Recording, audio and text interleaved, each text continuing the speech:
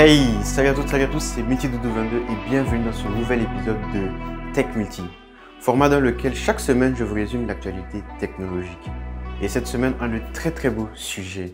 On va parler de Apple et de son potentiel casque de réalité virtuelle, de Samsung avec son PDG qui malheureusement se retrouve encore une fois en prison, et même de LG qui pourrait potentiellement quitter le marché des smartphones et bien d'autres sujets. Alors, si vous aimez la technologie, je vous invite à aller voir les autres vidéos de ma chaîne. Et si vous aimez bien ça, je vous invite même à vous abonner et à activer la cloche pour ne pas manquer les prochains uploads. On peut maintenant commencer. On va commencer par un sujet qui ne me chante pas du tout.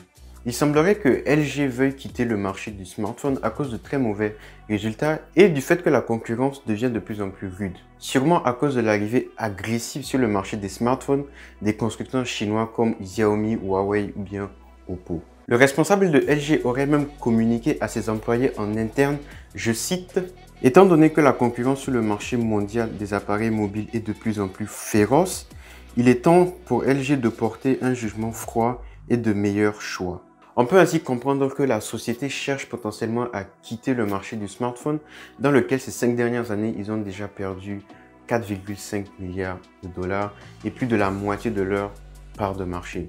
Donc, on peut comprendre le mouvement. Mais je vous avais présenté le LG Rollable Phone qui avait été présenté au CES et qui nous vendait même beaucoup de rêves. Il se peut peut-être que ce soit un projet vraiment annulé par LG si jamais il quitte ce secteur-là. Ou alors, ce serait peut-être un projet pour peut-être regagner quelque part de marché. Parce qu'on sait très bien qu'aujourd'hui, les téléphones sont voués à changer. J'espère vraiment que LG continuera à nous faire rêver. News suivante, toujours assez triste, on va parler de Samsung. Effectivement, vous l'avez peut-être vu passer, mais le PDG de Samsung, Lee Jae-yong, vient de nouveau d'être incarcéré pour 2 ans de prison. Effectivement, il avait déjà été incarcéré en 2017 pour corruption. Son incarcération a été suspendue en 2018. Mais malheureusement, en 2019, la Cour suprême de Corée a décidé de réouvrir l'affaire et la sentence vient de tomber. Il est de nouveau incarcéré pour 2 ans de prison. Mais en quoi cette nouvelle nous intéresse particulièrement? Eh bien parce qu'au niveau des décisions chez Samsung, il est quand même le boss. Du coup, ça risque quand même d'impacter pas mal l'entreprise, surtout qu'on est dans une période assez compliquée avec tout ce qui est Covid, etc. Il a néanmoins eu le droit de diriger Samsung de la prison, mais c'est sûr que de la prison, c'est assez compliqué de gérer une aussi grosse entreprise. News suivante, beaucoup plus gai, on va parler de Virgin Orbit. Virgin Orbit, il s'agit d'une société de lancement de satellites fondée en 2012 par le milliardaire Richard Branson. La société a pour objectif de mettre en orbite des satellites, mais d'une façon assez particulière. Car au lieu d'utiliser un pas de tir comme ses concurrents, ils utilisent des Boeing 737.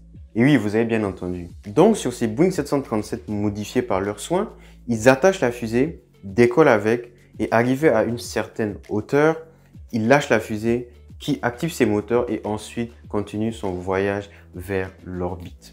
Ou ensuite elle lâche le satellite. En mai de l'année passée, ils avaient fait leur tout premier essai qui s'est malheureusement conclu par un échec. Mais le dimanche passé, ça n'a pas été le cas. Et ils ont réussi leur tout premier vol d'essai. Ce qui est vraiment une très bonne nouvelle car c'est une technologie assez peu coûteuse car elle n'utilise pas de pas de tir. Pour la news suivante, on va rester dans les airs et on va parler de Loon. Loon, c'était un projet qui avait été annoncé en 2010 et qui voulait fournir Internet sans fil à travers des ballons qui allaient se balader dans la stratosphère. C'était un projet qui m'avait quand même pas mal emballé car je me disais que pour les pays en développement, ça allait être quand même pas mal. Mais malheureusement, ce vendredi, Alphabet, la maison mère derrière Google et derrière ce projet-là, a annoncé la fin du projet qui malheureusement n'arrivait pas à trouver une bonne viabilité commerciale.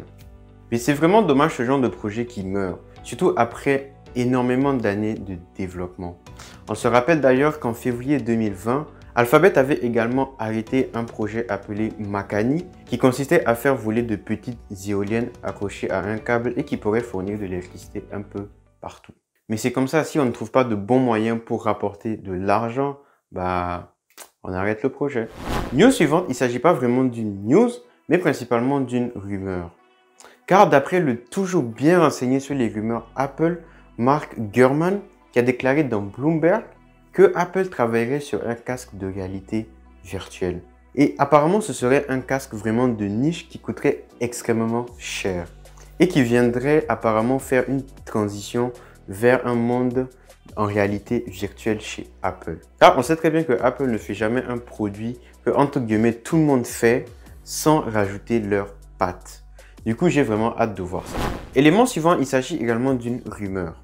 En fin d'année passée, Apple nous a dévoilé son tout premier processeur pour ordinateur portable et il s'agit d'un processeur ARM. Ils ont par la même occasion prouvé que ce type de processeur était plus adapté pour les ordinateurs portables. Et ce parce que, en gros, les processeurs ARM sont beaucoup moins complexes que les processeurs qu'on utilise actuellement dans les ordinateurs normaux, qui sont des processeurs x86. Ainsi, pour que vous ayez une idée, les processeurs ARM sont à la fois beaucoup moins coûteux que les processeurs normaux.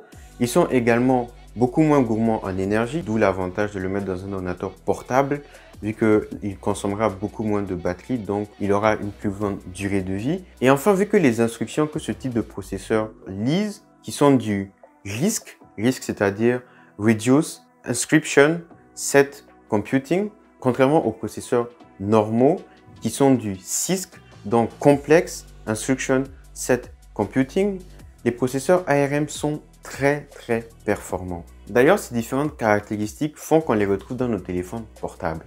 Et en parlant de téléphone, on va enfin passer à la rumeur. Et bien, c'est tout simplement le fait que Qualcomm, on va dire le leader dans la production de processeurs pour téléphone, travaille apparemment sur un type de processeur ARM pour concurrencer le M1 de Apple. Ça m'intéresse tout particulièrement parce qu'on sait déjà que Qualcomm a travaillé en collaboration avec Microsoft sur la Surface Pro X pour produire un processeur ARM. Mais malheureusement, celui-ci se trouve vraiment bridé par Windows, qui n'est pas encore complètement optimisé pour l'architecture ARM. Mais avec un peu de chance, l'arrivée de Qualcomm également sur ce marché-là va peut-être pousser les choses et permettre à ce que Windows ARM soit encore plus optimisé. Ou l'arrivée d'autres systèmes qui concurrenceront Windows, on ne sait pas. Comme vous devez le savoir maintenant, je suis passé de Android à iOS. Et tous les jours, je découvre de nouvelles fonctionnalités sur l'iPhone. Et dernièrement, celle que j'ai découvert, c'est que dans l'application Appel, il y avait les historiques d'appel de toutes les applications. Pas uniquement celles de notre numéro de téléphone, mais vraiment toutes les applications, non, Instagram, Snapchat, WhatsApp, etc., etc.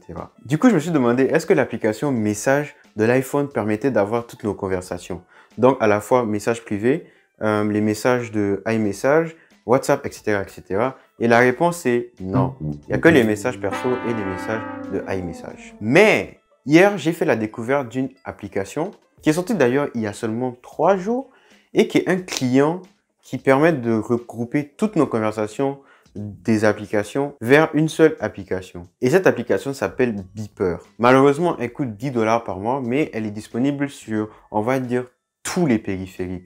Windows, Mac, Linux, iOS et Android. Donc, c'est une application assez cool que je voulais vous faire découvrir. Peut-être que je vous proposerai bientôt un test dessus. On entame maintenant la fin de cette vidéo. Et comme d'habitude, on va finir avec des news jeux vidéo. Jeudi, on a vu la Commission européenne sanctionner Valve, possesseur de Steam, et 5 autres éditeurs de jeux vidéo comme Capcom, Bethesda, etc. de 7,8 millions d'euros pour avoir fait, je cite, du blocage géographique, en ne vendant pas certains de leurs jeux dans certains pays d'Europe. On va finir avec cette dernière news qui me conforte dans l'idée que je dois continuer à tourner ces vidéos au dernier moment. Parce qu'au début de la semaine, j'avais noté que Microsoft voulait augmenter le prix du Xbox Live Gold, mais hier soir, ils ont annoncé qu'ils n'allaient plus le faire. Et ce parce que les utilisateurs étaient vraiment pas contents et les désabonnements avaient déjà commencé. Personnellement, je ne comprends pas du tout pourquoi Microsoft voulait augmenter les prix. Parce que c'est sûr que ça allait causer cela. Leur politique depuis plusieurs années, c'est d'essayer de réduire les prix pour attirer de plus en plus de joueurs. Voilà, c'était la dernière news que j'avais pour vous. J'espère vraiment que cette vidéo vous aura plu et que ce format va continuer à vous plaire. Comme d'habitude, je vous invite à laisser un commentaire constructif pour me dire ce que je peux améliorer pour les prochaines vidéos, pour que le format soit de plus en plus agréable pour vous. Et comme d'habitude, je vous invite à laisser un gros like si la vidéo vous a plu. Et bien sûr de vous abonner tout en activant la cloche pour ne pas manquer les prochaines vidéos.